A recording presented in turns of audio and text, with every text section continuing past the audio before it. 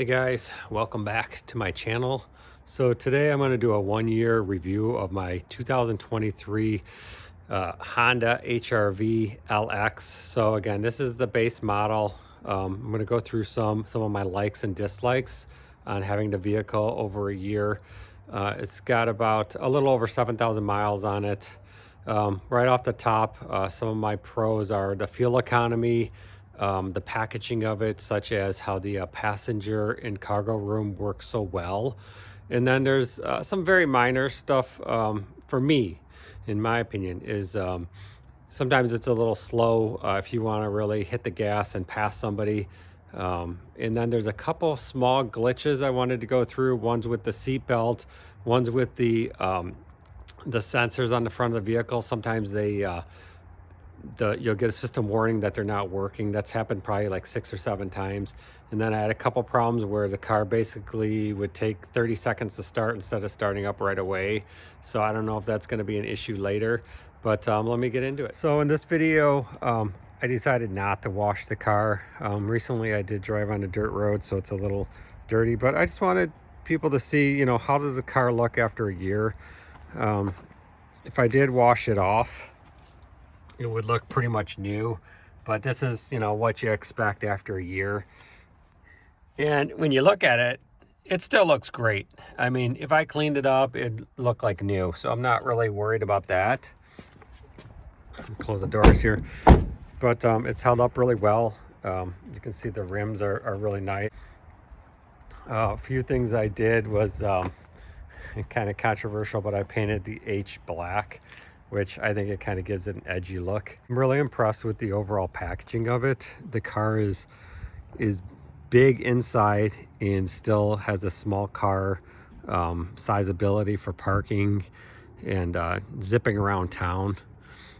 So it's a lot different than my minivan, which feels like a tank compared to this, but this still works. I really like the economy of it too. So I bought this for $27,000 out the door. It came with mud guards, 9 oil changes, and the floor mats, OEM floor mats. So I think I got a pretty good deal considering the market was crazy hot. I'm sure right now you might be able to get a better deal, or going forward in 2024, you're probably going to get some more incentives. But that's what you can kind of expect to pay for an LX. Well, it's got the push button start. It's still got the alloy rims. The headlights are auto on, auto off, and auto high beams, which is pretty sweet. So I did a couple of really simple modifications. I painted the H back here black. Another modification is I had some scrap carpet around, and I just put it in back here. I had the aftermarket plastic I put here. And I'm like, you know what, let me just throw this carpet in here. I was hoping for a little bit of more sound deadening. That's the whole point of doing it, really. And I think it helped a little bit with controlling the noise. But let me tell you about this cargo room back here. As you probably know, these seats go down. And I've fit in here so many items. I had a stand-up upright freezer. I think it was 7 cubic feet. That fit in here perfectly. I had a 60-gallon fish tank with the stand fit across here. So the thing has a lot of cargo room, and I'm really impressed with that. So the other cool thing is these pretty much, if I had my front seat forward, these pretty much fold flat. You can see this one's folding flat. So there's actually tons of room in here. And the other thing is, if I'm a solo driver, I can push that seat forward and lean it forward. So there's, I believe it's about 6 feet all the way to the front, which is really nice. Okay, so getting to the back seat, which is almost the main reason I bought this vehicle. I used to have a Corolla Cross, and there was no room in the back seat. This vehicle is packaged so well with the balance of rear passenger seat room and cargo room. And just for a reference point, the rear seat legroom is almost exactly the same as a RAV4, and it's almost hard to believe that there's that much room back here.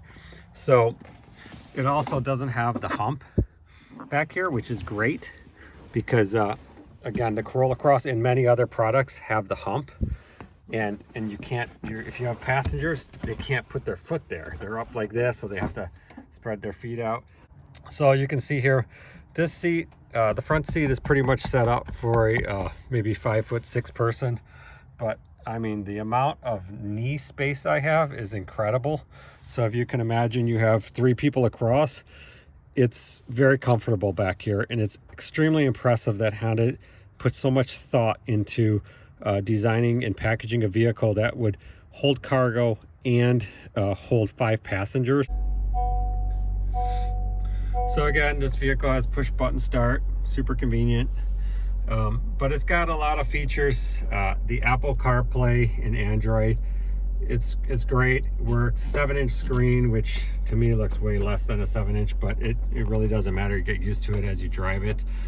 Other cool features on this vehicle are it'll tell you if your passenger seatbelts or if your seatbelts are fastened, which is pretty cool. When you have kids or something in the back, you want to check to make sure they're buckled up.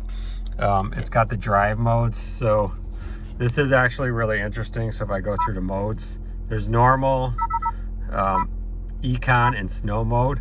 So really briefly, snow mode, this is a 2-wheel drive. So snow mode will basically, it's kind of like shifting your vehicle into lower gear, so you can't take off from stops as fast. It's somewhat effective. The difference between econ and regular is very, very slight. I usually just keep it in econ because I guess it makes me feel like I'm going to get better fuel economy. But in general, the economy seems to be very similar, econ versus normal. Normal mode basically gives it a little bit more pep, so it's a little funner to drive. So sometimes I'm kind of torn between, should I try to get better fuel economy or just enjoy the vehicle? So I'm just going to go through the menu here. There's a warnings tab. So recently, I guess because the weather got cold, I had low tire pressure, so that went off. No big deal. So that tells me fuel and range. Obviously, it tells you how you're doing. And like I said, if you can look through over 7,000 miles, I'm almost averaging 35 miles per gallon. And a lot of that is just city driving. It's not even highway driving. So that's why I think this vehicle is such a home run for me. If you don't care about fuel economy, then, you know, what's the difference? But I do. So I never use this screen, but I guess if you're going on a trip and you want to know your time elapsed or an average speed, that's fine. This is kind of a funny thing. Driver attention. It starts out with nothing showing, but I think after the vehicle reaches a certain speed, mine is almost always mine's always to the right. So I don't know, I'm a really attentive driver, so I don't drive at night, and I don't get drowsy. So I presume if you got drowsy, your safe mode would veer to the left. Before maintenance, we'll go through what maintenance you need, which is basically oil life, which is fine.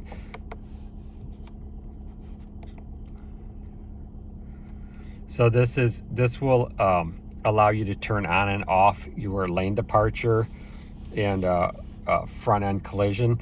So this car, I noticed, compared to my other Honda, is much more forgiving on lane departure. So this feature at the top one here, if you veer out of your lane, my Odyssey just goes crazy and it'll just start trying to pull you over. This one, sometimes it almost doesn't work sometimes, which I don't know if that's a good thing or bad thing. So it's much more forgiving. One other thing about this whole dash system on the Honda, it's truly bizarre, and I have no idea why Honda does it. And actually, I don't like it. Is if you go into the passenger side, you see you lose the gauge there. So sometimes when I'm in the passenger seat and let's say my son's learning to drive and I want to see what he's doing, I want to see the gauges, and it's just annoying, and it's just completely unnecessary on why Honda would do that. So I mean, if anybody knows why they did that, feel free to comment. It'd be interesting to see. So wrapping up the interior, the other extremely cool thing on this car, which sounds totally lame, but this has automatic climate control. So if I set it to 77, it'll put it at 77. It'll run the heat till it gets to 77. If I want AC on, I can just push this button. Well, first of all, if it's 95-degree day and I turn this to whatever, 60, 70, it'll automatically turn my AC on because it's on auto. But I can always turn my AC off if I don't want it on for whatever reason. I don't have to go through all the menus and control bars. Same thing with this. I can change it to whatever I want, as quick as I want. Recycle if I want to recycle. Basically what I'm trying to say is all the buttons are right in front of you, and it's super easy. Turn it off, boom. If I want it on, I just hit this and it automatically sets it. So super convenient. And just final thought on the interior. I think a lot of people already noticed and noted this on other videos, but the interior is very well done. It's very refined. It's just clean. It's kind of a classic design. In these colors, some people call it a silver, some people call it gray, some people call it tan. I guess it depends on what light you're in, but it's just a very warm feeling color. It's soft touch panels on there and on the elbow. And the black is like not an aggressive black. It's almost like a really dark gray, so it has a really nice feeling.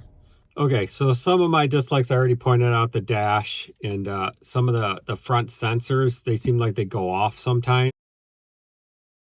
You'll get a warning saying they're not working, which seems really strange. The other thing is the seat belt. It's both passenger and driver side, but sometimes when you pull it down, it gets stuck like right here at this spot, and it won't go until you like use two hands to pull it free. So I'm not sure if there's going to be a recall on that or a service bulletin, but there's definitely something going on with these seat belts that have been a problem, not just for me, but for my passenger. So it's definitely two different components, a left and a right, two different users experiencing the same problem. So there's definitely something going on there. So final thoughts on the vehicle is it's a great vehicle for the money. It's big enough to carry 5 passengers comfortably. It gets amazing fuel economy. You can get the base LX and still feel very comfortable in it. It's got Apple CarPlay. It's got all the safety features. So it's a really good package, especially if you're on a budget. But I mean, for me, the vehicle, when I first saw it, I thought it looked really cool. And I've been getting tons of compliments on the vehicle. It's a simple engine. It doesn't have the stop start at red lights, which a lot of people despise. Just keep this vehicle in mind when you're comparing vehicles. So another thing is, when I was comparing this, because a lot of people are like, why did you decide on the HRV? Well, I'll tell you, I had the Corolla Cross originally, and the back seat was just so small, it wasn't doable.